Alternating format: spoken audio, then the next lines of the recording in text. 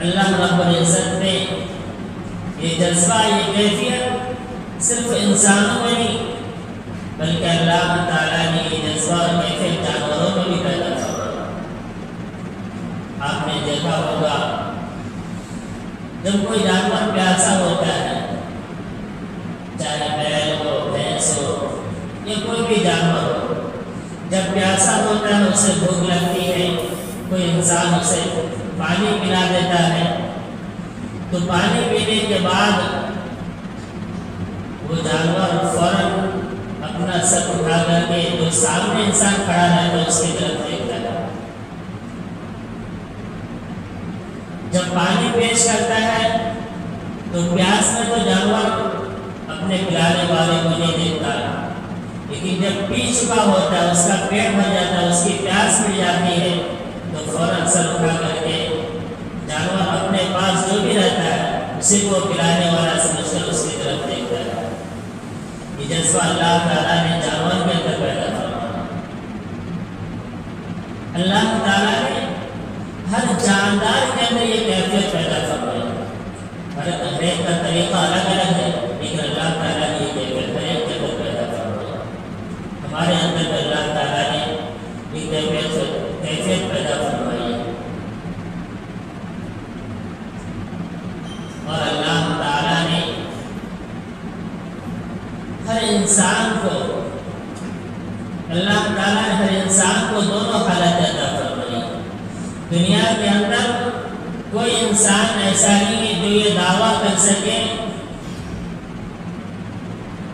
کہ میرے اوپر کبھی کوئی مصیبت نہیں آئی، مجھے کوئی پریشانی نہیں ہوئی، مجھے تکلیفیں نہیں پہنچی۔ دنیا کے اندر کوئی انسان یہ دعویٰ نہیں کر سکتا، چاہے کتنا بڑا انسان ہو جائے، کتنا بڑا مالدار ہو جائے، کتنے ہی نازوں میں کرنے والا وہ انسان ہو جائے، کوئی انسان یہ دعویٰ نہیں کر سکتا، اور نہ ہی کوئی انسان یہ دعویٰ کر سکتا ہے کہ مجھے کبھی خوشی نہیں ہوئی، مجھے کبھی آرام نہیں ملا، کبھی چین سکون اطمینان نہیں ملا۔ دنیا کے اندر کوئی انسان یہ بھی دعویٰ نہیں کر سکتا۔ اللہ تعالیٰ نے ہر انسان کو دونوں حالت عطا فرمائی۔ کبھی انسان کو غم پہنچتا ہے، کبھی خوشی ملتی ہے، کبھی انسان پریشانی کے اندر گھرا ہوا رہتا ہے، کبھی سکون ملتا ہے، کبھی تکلیفوں کا سامنا کرتا ہے تو کبھی اطمینان اور چین کی سانس لیتا ہے۔ اللہ تعالیٰ نے ہر انسان کو یہ دونوں حالت عطا فرمائی۔ یہ دونوں حالت عطا فرما کر کے اللہ تعالیٰ انسان کو یہ پیغام دے رہے ہیں کہ انسان تو کتنا ہی طاقتور ہو جائے، تیرے پاس کتنے ہی مال اور دولت آ جائے، خدا کو ہو نہیں سکتا ہے، خدا کو ہو نہیں سکتا ہے، کتنا بڑا انسان ہو جائے۔ اللہ تعالیٰ ہر انسان کو یہ دونوں حالتیں پہنچاتے ہیں تاکہ انسان کو احساس ہو جائے کہ اگر میں خدا ہوتا تو مجھے کبھی غم نہیں پہنچتا، میں خدا ہوتا تو مجھے کبھی تکلیف نہیں پہنچتی، مصیبتیں نہیں آتی۔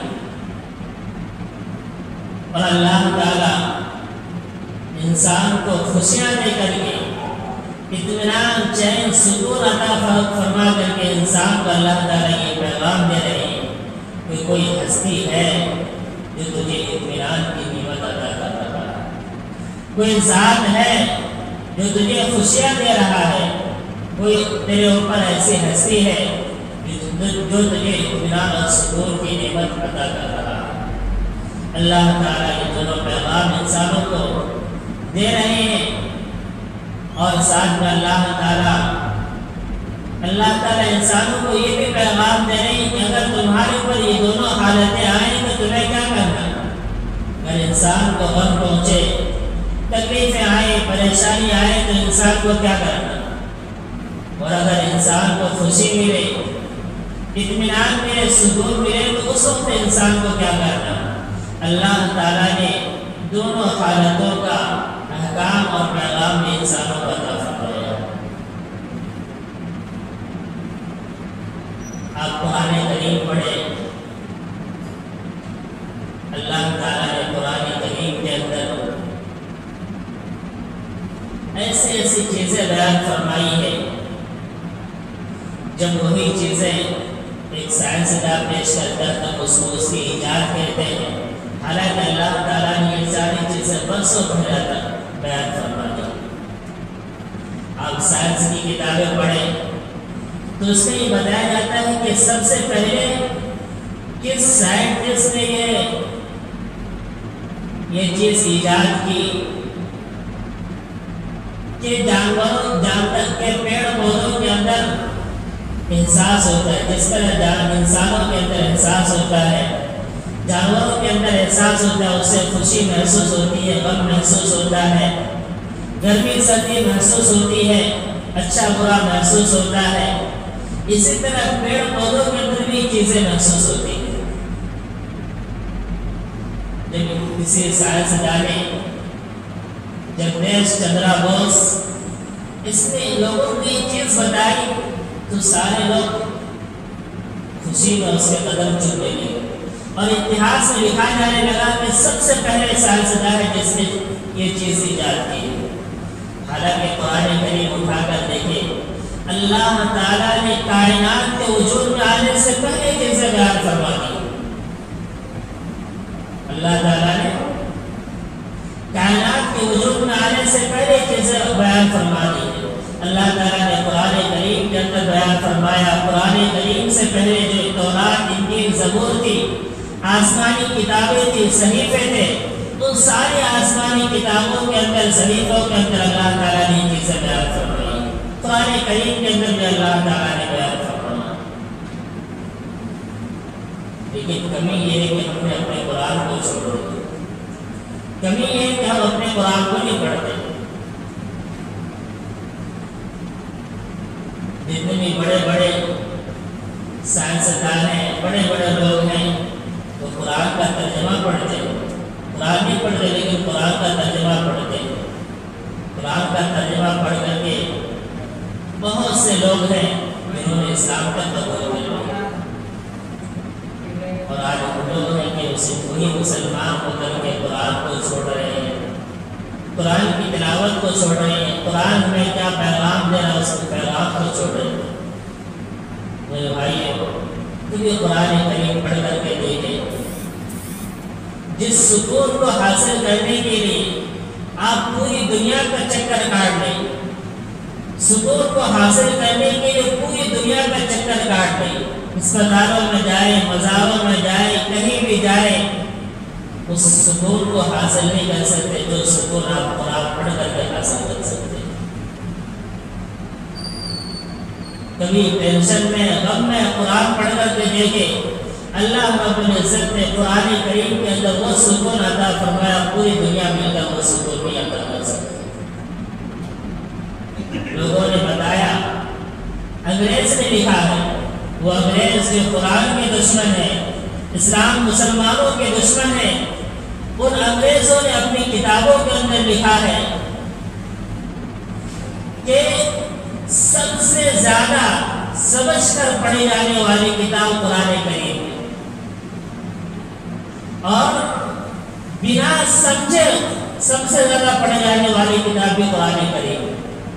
دنیا کے اندر ہزاروں لاکھوں انسان ہیں جنہیں قرآن کریم کا ترجمہ نہیں آتا، جنہیں قرآن کریم کا معنی معلوم نہیں ہے، قرآن کے اندر کیا پیغام دیا جا رہا ہے انہیں نہیں معلوم، اس کے باوجود بھی دنیا کے اندر لاکھوں اربوں کروڑوں انسان ہیں جو قرآن کریم کو پڑھ رہے ہیں، بنا سمجھ کے قرآن کریم کو پڑھ رہے ہیں، اور دنیا کے اندر ہزاروں انسان ہیں جو قرآن کریم کو سمجھ کر پڑھ رہے ہیں۔ تو ان انگریزوں نے لکھا ہے کہ دنیا کے اندر سمجھ کر سب سے زیادہ پڑھی جانے والی کتاب قرآن کریم ہے، اور بنا سمجھے بھی سب سے زیادہ پڑھے جانے والی کتاب قرآن کریم۔ ان لوگوں نے اس قرآن کریم کی حقیقت کو سمجھا۔ میرے بھائی، ہمیں بھی قرآن کریم کی تلاوت کا اہتمام کرنے کی ضرورت ہے۔ صبح اٹھ کر کے کبھی رات کو سوتے وقت قرآن کریم پڑھیں، انشاءاللہ آپ کو برکتیں ملیں گی، اس کا فائدہ آپ کو زندگی کے اندر مل جائے گا۔ تو میرے بھائی اللہ تعالیٰ نے قرآن کریم کے اندر فرمایا وَإِذْ تَأَذَّنَ رَبُّكُمْ لَئِنْ شَكَرْتُمْ لَأَزِيدَنَّكُمْ وَلَئِنْ كَفَرْتُمْ إِنَّ عَذَابِي لَشَدِيدٌ۔ اللہ فرما رہے ہیں کہ میں نے ہر انسان کو دونوں حالتیں عطا کی، غم بھی عطا کیا، خوشی بھی دی، مصیبتیں بھی دی، سکون بھی دیا، تکلیفیں بھی دی، اطمینان بھی دیا، دونوں حالتیں عطا فرمائی اور انسان کو پیغام دیا کہ انسانوں جب تمہیں غم پہنچے، مصیبتیں آئیں، پریشانی آئیں تو اس وقت صبر کا دعوت ہمیں صبر سے کام لینا، اور اگر تمہیں خوشی ملے، اطمینان ملے، سکون ملے تو اس اللہ رب العزت کا شکر ادا کرنا جس نے تمہیں اطمینان کی نعمت عطا فرمائی، جس نے تمہیں خوشی عطا کی ہے۔ میرے بھائیوں، اس اللہ رب العزت کی عظمت کو نہیں پہچانے جس اللہ رب العزت نے ہمیں ساری نعمت عطا فرمائی۔ میں ایک واقعہ بیان کر رہا ہوں۔ پہلے زمانے کے اندر اگر کوئی کسی ملک سے بھاگ جاتا تھا، پہلے زمانے میں ملک نہیں ہوتے تھے، علاقے ہوتے تھے، ایریا ہوتے تھے، ہر آدمی ایک علاقے کا بادشاہ ہوا کرتا تھا۔ تو اس زمانے میں اگر کوئی اپنے علاقے کے بادشاہ سے اس سے پوچھے بغیر، اس سے اجازت دیے بغیر اپنے علاقے کو چھوڑ کر دوسری جگہ چلا جاتا تو بادشاہ اس آدمی کو پکڑوانے کے لیے اپنی فوج بھیجتی، لوگ بھیجتے۔ تو ایک غلام تھا، بادشاہ کیا کام کیا کرتا تھا، اس غلام نے اپنے بادشاہ سے چھپ کر کے بھاگنے کی کوشش کی۔ جب وہ بھاگ رہا تھا تو بھاگتے بھاگتے جنگل سے گزرنے لگا، دیکھا کہ ایک شیر ہے جو بالکل کرا رہا ہے، تکلیفوں کے اندر چنگاڑ رہا ہے، اس سے بہت سارے کانٹے چبھ گئے ہیں، اس کی وجہ سے شیر چل نہیں پا رہا ہے، تکلیف کے اندر ہے۔ اس غلام نے شیر کے پیر سے کانٹے نکالنے کے بعد اس کو پانی پلایا، اس کے سامنے پانی رکھا اور دور بھاگ گیا۔ شیر نے فوراً اس کے پیچھے جا کر کے بس اس کی بو سونگھ لی، اس کی خوشبو سونگھی، اور شیر کے اندر اللہ تعالیٰ نے یہ کیفیت عطا فرمائی کہ جس انسان کی بو کو ایک بار سونگھ لیتا ہے، مرتے وقت تک اس انسان کی بو کو سونگھ کر کے محسوس کر لیتا ہے کہ وہی انسان ہے جو فلاں جگہ مجھے ملا تھا۔ تو شیر نے اس انسان کی بو سونگھ لی اور پھر اس انسان کو جانے دیا۔ کرنا ایسا ہوا کہ بادشاہ نے اسی شیر کو پکڑوا کر کے اپنے یہاں رکھ لیا، اور اس زمانے میں یہ سزا دی جاتی تھی کہ اگر کوئی کسی علاقے سے بھاگ جاتا تو اس کو شیر کے سامنے چھوڑ دیا جاتا تھا، بھوکا شیر ہوتا تھا اور شیر اس کو نکل جاتا تھا۔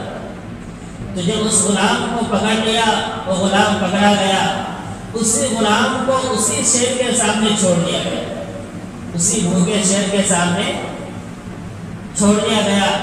جو ہی شیر کو چھوڑا، لوگ تماشا دیکھنے لگے، تالیاں بجنے لگی، جب یہ شیر اس انسان کو کھا جائے گا۔ لوگ دیکھ رہے تھے کہ یہ شیر انسان کو کس طرح جھپٹ رہا ہے، کس طرح کھا رہا ہے۔ اللہ رب العزت کا کرنا ایسا ہوا، شیر تو بڑے جوش میں نکلا، دوڑتے اس انسان کے پاس پہنچا، جو ہی اس انسان کی بو سونگھی، اس کی خوشبو سونگھی، فوراً اس کے سامنے ٹکڑے پھینک دیے، فوراً اس کے سامنے بیٹھ گئے۔ لوگ حیران ہو گئے، پریشان ہو گئے۔ ایک بھوکا شیر ہے، ایک انسان، مجبور انسان، بے بس انسان، اس کے سامنے کوئی ہتھیار نہیں، اس کے پاس کوئی طاقت نہیں ہے، لیکن شیر نے اس کے سامنے اپنا سر جھکا دیا۔ لوگ اس سے پوچھنے لگے آپ کو بات کیا، وجہ کیا ہے؟ تو اس نے اپنا پورا معاملہ بتایا کہ میں نے فلاں جگہ شیر کی ایسی مدد کی تھی، اس کے پیر سے کانٹے نکالے تھے، اس کو پانی پلایا تھا، آپ سوچیں کہ ایک شیر ہے، جانور ہے، کھانے والا، چیر پھاڑ کر کھانے والا جنگل کا شیر ہے، جانور ہے، اس جانور کے اندر اللہ تعالیٰ نے شکر کی کیسی نعمت عطا فرمائی، اللہ تعالیٰ نے اس کے اندر کیسا جذبہ رکھا کہ جس انسان نے تھوڑی سی اس کی مدد کی تھی، اس انسان کو اپنے سامنے، اس انسان کو کبھی کھایا نہیں، اس کو کبھی تکلیف نہیں پہنچائی۔ سوچے جس اللہ تعالیٰ نے ہمیں اتنے ساری نعمتیں عطا فرمائی، جس اللہ تعالیٰ نے ہمیں اتنے سارے راحتیں عطا فرمائی، اس اللہ رب العزت کی نافرمانیاں کر کے اس اللہ رب العزت کو کتنا ناراض کر۔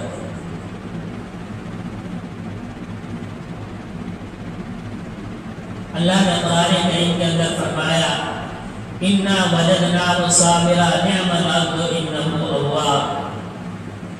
اللہ تعالیٰ نے قرآن کریم کے اندر دو نبیوں کی بڑی تعریف فرمائی، ایک حضرت ایوب علیہ السلام، انہیں بڑی تکلیفیں پہنچی تھی، بڑی مصیبتیں آئی تھی، انہیں آزمایا گیا تھا، ان کے اوپر بڑی آزمائشیں آئی تھی۔ اور دوسرے نبی حضرت سلیمان علیہ السلام، ان دونوں نبیوں کے اللہ تعالیٰ نے قرآن کریم کے اندر عجیب انداز سے تعریف فرمائی۔ اللہ نے فرمایا اِنَّا وَجَدْنَاهُ صَابِرًا نِعْمَ الْعَبْدُ إِنَّهُ أَوَّابٌ۔